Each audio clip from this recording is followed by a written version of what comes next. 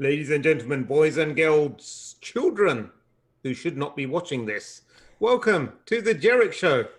I am your host, Javvad Malik, and alongside me is my co-host, I suppose, Eric Crone. Yeah, I How was you going to doing, point Eric? that out. Yeah, we're both co-hosts here, okay? But thanks for trying to steal the limelight. Other than that, I'm doing pretty good. But I am the most important of the co-hosts. I guess I'm better looking. Leave your comments below. Which one of us is better looking? All right. So, Javad, I know we have a pretty interesting topic today on the Jerich Show, and it's something that has been coming to my mind quite a bit lately. I've been seeing more and more of this, and that is misinformation, especially in the social media side. And over again, if you're on social media, first of all, God bless you, and I weep for your soul. Uh, Social media has just been exploding with all kinds of crazy stuff, right? And a lot of anger, even more so than usual, going on. And what we found is, and what a couple of studies have found actually, is that a lot of this misinformation is done by third parties. It's being done from the outside through bots. Have you been feeling the same sort of thing? Yeah, definitely. And this is something that's been rising for a number of years. There's a company that I am an advisor for, so full disclosure, called Safeguard Cyber. And one of the things they do is actually actively monitor this. And a couple of years ago, they released a report where they looked into these bots. And one of the interesting things is, like you say, it's not only is it coming from outside, but the same army of bots is used to spread disinformation on both sides of the story. So they amplify the pros of something and the cons of something, and they're deliberately inflammatory to get everyone else arguing amongst themselves. So it's not like there's one particular agenda that's being pushed. The only real objective is to sow discourse amongst the wider population. Yeah, absolutely. Carnegie Mellon did a study. They published it back, and I think it was like May 20th time is when I saw. They looked at like 200 million tweets around coronavirus and found that nearly half of the tweets going out around coronavirus were related to suspected bots, which is a huge number if you think about that. 50% of that. And what happens is they throw out these, like you said, kind of inflammatory things on both sides of the fence, both sides of the arguments, and people are taking that, and because it aligns with their beliefs or their biases already, they amplify that message without actually checking it first. And what happens is you get both sides arguing about things. I've been joking for a couple of years now that Thanksgiving is becoming more and more tense over here every year because the whole family gets together for dinner, and there's these political arguments that happen around there, even more so than in the past. And these are designed to really ramp up that kind of stuff and really get people upset. And a lot of times, what they're saying, there's obviously a nugget of truth. I mean, the best lies are surrounded by a nugget of truth, right? So there's a little bit of truth. I've seen a number of them regarding like the death rate of coronavirus, for example. And depending on how you do the math, it's either incredibly deadly or not hardly at all, right? I've seen numbers that are like, oh, well, it's a point.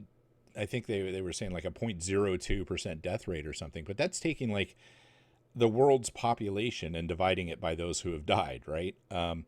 As opposed to those infected. Or, that's the thing about statistics. It's lies, damn lies, and statistics, right? And we have to be careful that we understand when we're re-promoting these things, how these things came to be. Indeed, indeed. And I think it's one of those things as well that every person and an organization as a whole, they only have a finite amount of resource to dedicate to things. And this is a tactic in the cyber security world that you can see that criminals are now latching onto, that if you can spread a bit of misinformation, then you can divert attention away from what's important. It's kind of like the magician trick of distraction. So we've seen in the past things like where someone would launch a DDoS attack to get the security team to respond to that while they are exfiltrating data from elsewhere in the organization. And what you can see is that for far less effort than a DDoS attack, you can just maybe put out a post, misinformation saying, hey, we've dumped a bunch of your data on the dark web, and then have a bunch of bots retweet the same message. Hey, I'm a customer of yours and I've been compromised. So all of a sudden that company's incident response process is going to kick in, and most of their best resources are going to be dedicated to that. And then in the meantime, you can take some other action against that company. So it's a really good way of sucking resource away from what's important. So as individuals, we all have that responsibility as well to make sure that we're not putting effort and resources into things that aren't that may be distracting from the real mission.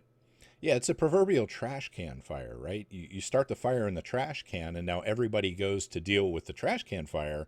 In the meantime, you're walking through where security used to be over here because everyone's distracted. And that's part of it, the other part is, sowing division. And like it or not, we're from different countries, you and I. You're from the UK, I'm over here in the US.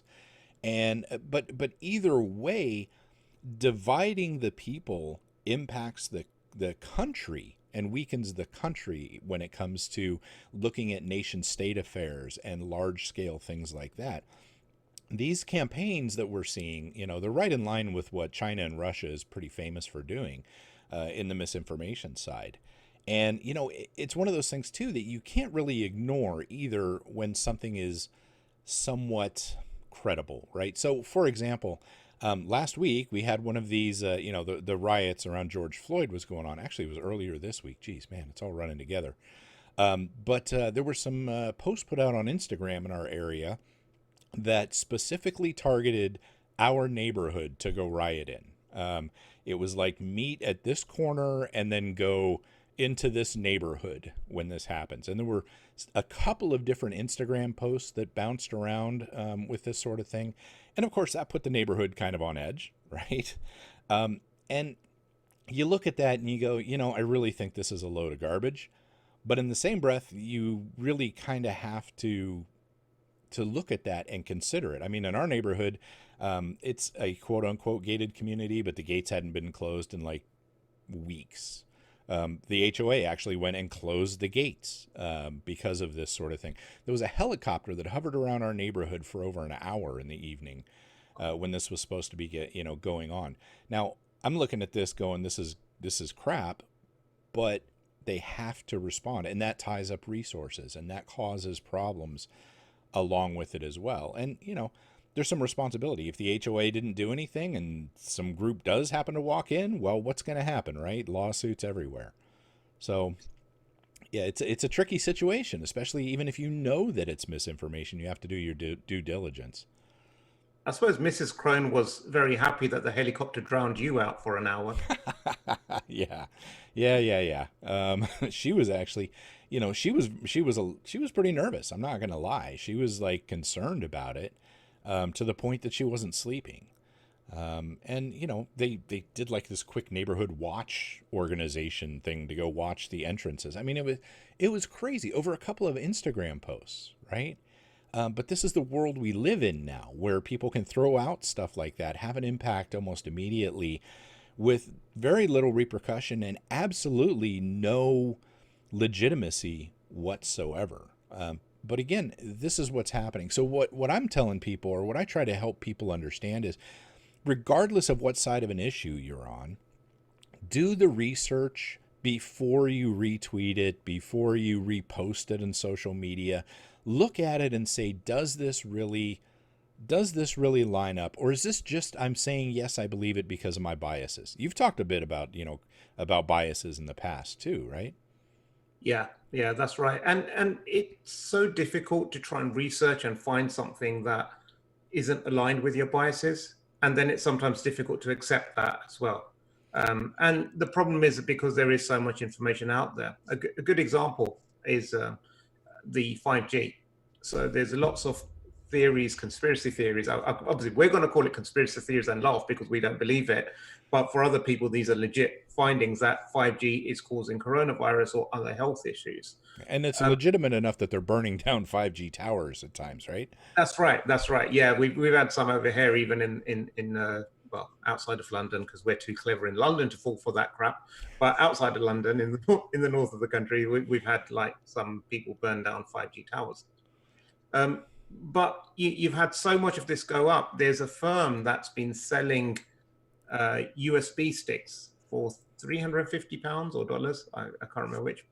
But they say this: if you plug this into your laptop or phone, this will create a shield around you, a bubble that will protect you from the harmful radiation of 5G. So plug it into your house, and they're 350 each. And so Ken Monroe, Pentest Partners here in the UK, um, fantastic researcher, fantastic firm. They do a lot of IoT type security, and they bought one of these. They took it apart and they said it's literally your run of the mill 10 cents mass produced USB stick with a little label stuck onto it, which you can buy by the sheet load from a pound store or a dollar store. So there's absolutely nothing of value. But this is what happens. You can propagate something so much, and then people will just latch onto it like cockroaches. Yeah, yeah, and it definitely it feeds on the bias. And we've had that discussion where if you want to believe something, if you're already predisposed to believe something, then it is very hard to convince yourself otherwise. And when we're talking about bias, we're not saying this in like a bad way, like you're a bad person or whatever. This affects everybody. I don't care who you are. We all have our own biases and our thought patterns, and it's harder to convince us of things that do not align with what we already believe.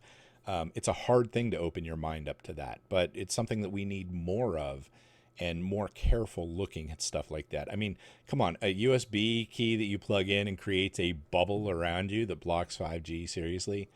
You look at that and you're kind of like, well, who would believe that? But apparently some people do, right? Yeah. That's a brilliant ploy to make $350 a shot.